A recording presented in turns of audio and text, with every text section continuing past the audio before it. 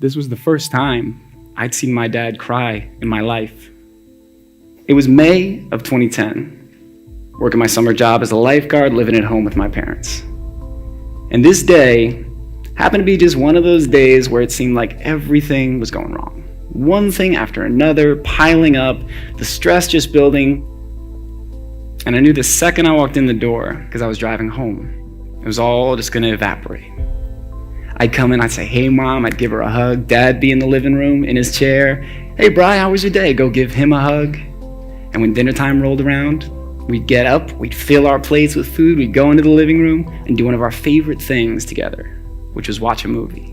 The stress is evaporating and I'm in one of my happy places.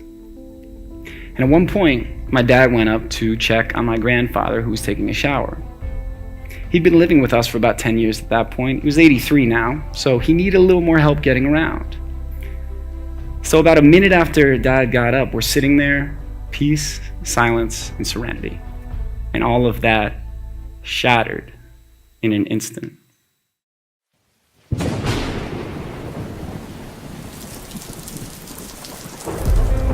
Before I knew it, I grabbed the cordless phone and I was running up the stairs. I turned into the bathroom, and when I got in, I saw he had pulled his father's naked, still dripping wet body into his lap and was holding him.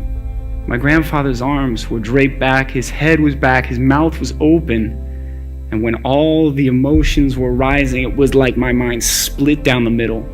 There were only two choices I had at that time, and I knew no matter which of those two I chose, my life was going to change forever. I knew that in that moment I had a choice between action and inaction. Have you ever been at a time in your life where it was so crystal clear that you had two choices? For you, it might not have been a life-threatening emergency.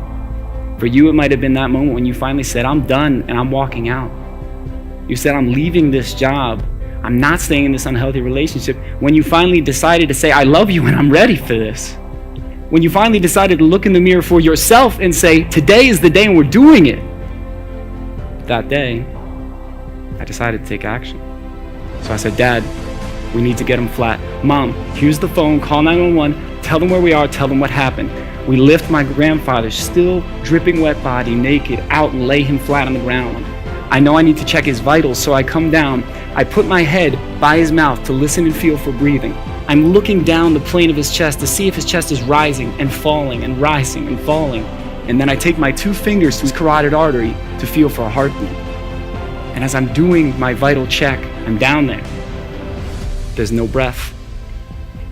There's no movement in his chest. But there was the slightest little heartbeat still pumping. So I got down and start giving rescue breaths.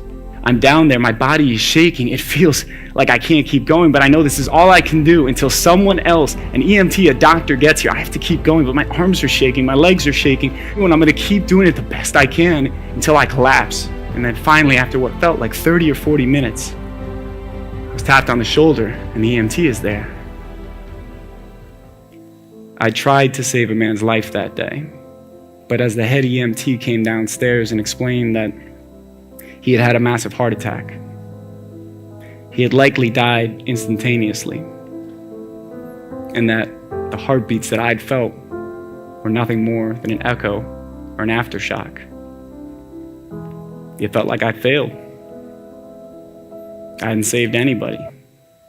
Until later that night, when my dad looked at me and he said, "Brian, if you hadn't been there, I wouldn't have known what to do.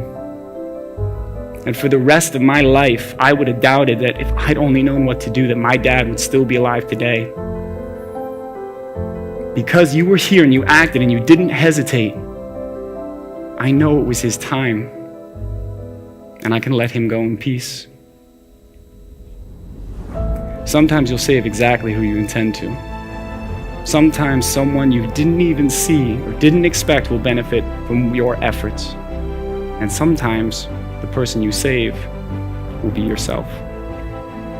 And I learned one of the most important lessons I've ever learned. You never know whose life you might save by choosing to act.